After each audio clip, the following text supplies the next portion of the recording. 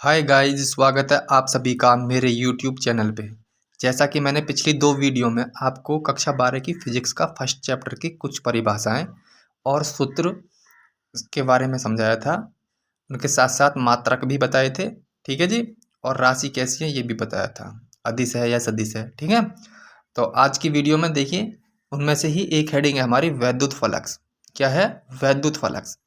तो वैद्युत, इसकी परिभाषा है वैद्युत क्षेत्र में स्थित किसी काल्पनिक पृष्ठ के क्षेत्रफल से अभिलंबवत दिशा में गुजरने वाली वैद्युत बल रेखाओं की संख्या की माप को वैद्युत फ्लक्स कहते हैं। इसे फाई ई से प्रदर्शित करते हैं। किससे प्रदर्शित करते हैं? फाई ई से, ठीक है। इसके फॉर्मूले की बात की जाए तो phi E equal to, integral में क्या दे रखा है? E vector dot d A vector, ठीक है। इसके मात्रक की बात की जाए तो न्यूटन मीटर स्क्वायर प्रति कूलाम। यदि इसके विमा की बात की जाए तो इसका जो विमीय सूत्र दे रखा है वो है एम एल की घात 3 टी की घात -3 और ए की इनवर्स, ठीक है। और राशि की बात करेगा तो यह एक अदिश राशि है। कैसी राशि है? अदिश राशि है, ठीक है। इसी में एक और भी हमारी वो दे रखी है, अगले हेडिंग गॉस की प्रमेय। ये वेरी वेरी मोस्ट है। 2 नंबर में पूछेगा तो इस प्रकार से कर कहानी है, और 5 नंबर में पूछेगा तो मैं उसे बताऊंगा, ठीक है। वेरी वेरी मोस्ट है, हर साल आती है, या तो 2 नंबर की या ही 5 नंबर की, यानी कि 1% नंबर देखी जाएगी, ठीक है। उसकी परिभाषा देखिए क्या है। किसी बंद पृष्ठ से गुजरने वाला वैद्युत फ्लक्स फाई ई, पिछले में बताया था वैद्युत फ्लक्स का इस प्रदर्शित कर रहे थे हम फाई ई से, तो इसमें भी फाई ई उस पृष्ठ द्वारा परिबद्ध कहते हैं घिरा हुआ कुल आवेश Q का 1/एप्सिलॉन नॉट गुना होता है, ठीक है। यदि इसके फॉर्मूले की बात की जाए तो phi E equal to Q upon epsilon naught. क्यों? क्योंकि देखो Q आवेश का 1/एप्सिलॉन गुना कहते हैं गुणा करने को, ठीक है। तो Q की गुणा 1 में करेंगे तो Q एकम Q, और बटे में क्या था हमारा? एप्सिलॉन नॉट, ठीक है। जहां एप्सिलॉन नॉट निर्वात या वायु की वैद्युतशीलता है, ठीक है जी। इसकी परिभाषा छोटी सी है लेकिन 2 नंबर में आएगी, ठीक है। इसी चैप्टर में देखिए, अब चल गई हमारी डेरिवेशन। क्या चल गई? डेरिवेशन। जो सर पढ़ाते हैं अक्षीय स्थिति, शॉर्ट में लिखवा देंगे सर अक्षीय स्थिति। मैंने पूरी इसकी है वो लिखी है। अक्षीय स्थिति में किसी बिंदु पर वैद्युत क्षेत्र की तीव्रता को यानी कि ई का मान ज्ञात करके लेकर आना है हमें, ठीक है। इसके लिए मैंने सबसे पहले चित्र बनाया है। तो चित्र हमारा ये है। इस पर 2 बिंदु ले ए और बी, ठीक है। तो ए पे हमने प्लस क्यू आवेश ले रखा है, बी पर माइनस क्यू। इनके बीच की दूरी दे रखी है, एक एल ये मान ली, एक ये मान ली, ठीक है। और इनके मध्य बिंदु में एक ओ बिंदु है, ठीक है। उससे आर मीटर की दूरी पर कोई बिंदु पी है, जहाँ पर हमें क्या ज्ञात करनी है? वैद्युत क्षेत्र की तीव्रता। इसके बारे में मैं अभी परिभाषा बताऊंगा आपको, ठीक है। तो देखिए इसी से बन जाएगी परिभाषा, याद करने की ज़्यादा जरूरत नहीं है, ठीक है। देखिए माना वैद्युत द्विध्रुव, माना वैद्युत द्विध्रुव, तो क्या था हमारा? ए और बी। ए बी जिसके ए सिरे पर कौन सा आवेश है हमारा? प्लस क्यू आवेश, तथा बी सिरे पर कौन सा आवेश है हमारा? माइनस क्यू आवेश, एक दूसरे से। तो एक एल ये रही, एक एल ये रही, तो दोनों की जुड़ के कितनी एल होगी? 2L। 2L दूरी पर स्थित है। इनके मध्य बिंदु ओ से, यानी कि इनके बीच वाला बिंदु कौन सा था? ओ से स्मॉल आर मीटर की दूरी पर अक्षीय स्थिति में एक बिंदु P है। कौन सा बिंदु है? P। ये रहा मैं जो बता रहा था, जहां पर वैद्युत क्षेत्र की तीव्रता ज्ञात करनी है, ठीक है। तो चित्र के अनुसार चलेंगे। तो चित्र के अनुसार क्या हो जाएगा हमारा? प्लस क्यू आवेश के कारण बिंदु P पर वैद्युत क्षेत्र की तीव्रता, यानी कि E1 का मान निकालना है हमें। किसका? E1 बराबर हो गया हमारा क्या? 1/4πε0 इंटू क्यू अपॉन। तो E1 तक देखिए, E1 पर देखिए, तो इस पर क्या था हमारा? R माइनस का L। तो R की जगह जो ले रखा है, ये ले रखा है R माइनस का L, ठीक है। तो इस R की जगह रखेंगे तो नीचे होता था हमारा स्क्वायर, तो स्क्वायर चढ़ाएंगे। इसी प्रकार माइनस क्यू आवेश के कारण बिंदु P पर वैद्युत क्षेत्र की तीव्रता क्या होगी हमारी? E2 बराबर 1/4πε0 into Q upon R plus L। अब गई ये वाली R प्लस L, ठीक है। इसका स्क्वायर हो गया, परंतु बिंदु P पर परिणामी वैद्युत क्षेत्र की तीव्रता E बराबर होता है E1 माइनस का E2, ठीक है। अब यहाँ से देखिए कैसे सिद्ध करेंगे इसे। तो E इक्वल टू, तो E1 का मान ये रहा, इसे उठा कर रखिए 1/4πε0 into Q upon R minus का L का होल स्क्वायर। ठीक है, और बीच में क्या का चिन्ह है हमारा माइनस का, तो माइनस रखेंगे। ठीक है, तो E2 का मान उठा के ये वाला रखिए 1/4 pi epsilon naught into Q upon R plus का एल का होल स्क्वायर। ठीक है, ये वाला। ठीक है, देखिए क्या था हमारा, E इक्वल टू आ रहा था हमारा E बराबर 1/4 pi epsilon naught into Q upon R minus L का होल स्क्वायर और minus 1/4 pi epsilon naught into Q upon R plus L का होल स्क्वायर। यही तो था। अब देखिए इन दोनों पे एक से क्या है, यानी कि कॉमन लेंगे, E इक्वल टू चलता रहेगा, तो 1/4 पाई एप्सिलॉन नॉट और क्यू भी है, क्यू बना दो इसे। ठीक है, और ये वाला कॉमन लिया और देखो क्या बच गया, तो ये बच गया 1/r माइनस एल का होल स्क्वायर और बीच में माइनस, और यहाँ बच गया 1/r प्लस एल का होल स्क्वायर। ठीक है, अब आप कक्षा 10 में जाएंगे। ठीक है, कक्षा 10 में सर ने आपको बताया होगा, ये तो कॉमन चल रहा है इसे तो सेम रखूँगा। ठीक है, तो सर ने बताया होगा a माइनस बी का होल स्क्वायर और a प्लस बी का होल स्क्वायर। ठीक है, इसके बारे में पहले इसका हर बराबर करना है बताया होगा, तो हर बराबर करेंगे, तो इसके वाले की मल्टीप्लाई यहाँ करेंगे r प्लस एल का होल स्क्वायर और बीच में माइनस है, इसकी इधर कर दीजिए, तो r माइनस एल का होल स्क्वायर।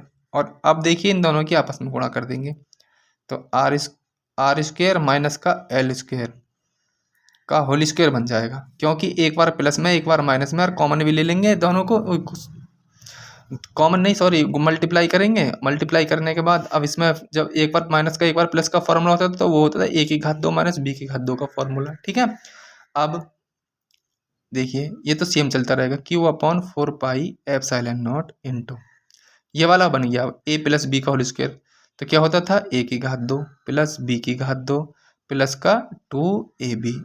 ठीक है, ये माइनस सेम छोटे कोष्टक में से खोलिए, ये a माइनस बी का होल स्क्वायर है, तो a की घात 2 प्लस b की घात 2 माइनस का 2ab।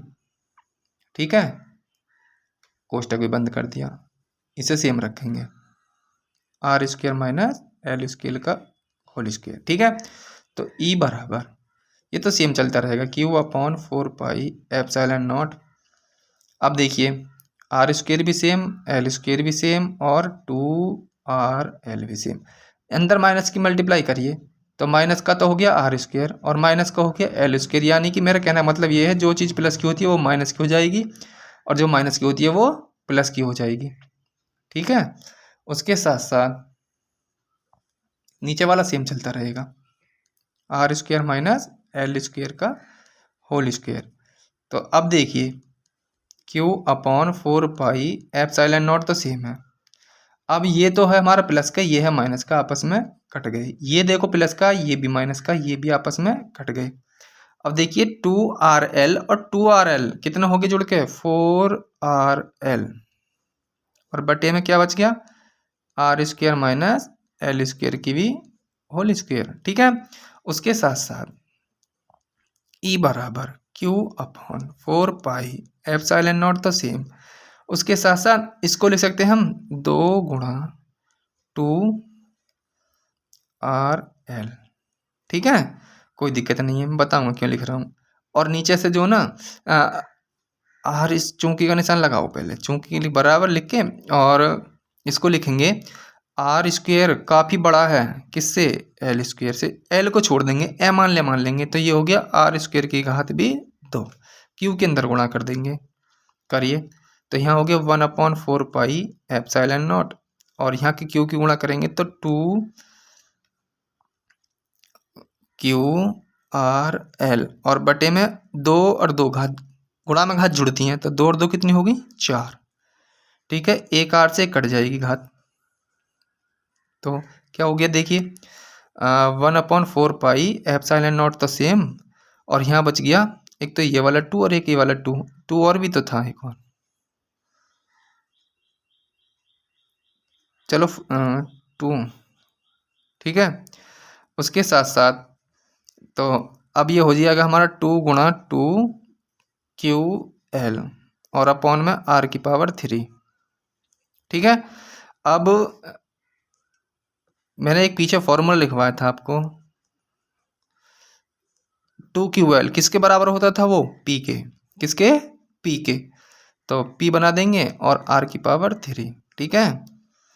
और यदि इसे वेक्टर के रूप में जाना चाहे तो E vector equal to 1/4πε0 2P vector upon R⁻3, ठीक है।